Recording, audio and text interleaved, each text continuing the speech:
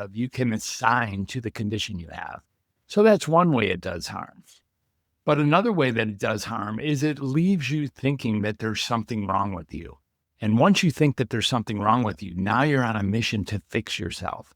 And if you're on a mission to fix yourself when you think there's something wrong with you, and in fact there is not, you're going to find some kind of tool, some kind of medication or therapy that alters who you are. And in fact, that leads to secondary harm because these medications don't really help. They actually hurt more often than not. So think twice before you readily take on your next psychiatric diagnosis. Come see me at undoctorreset.com. Bye for now.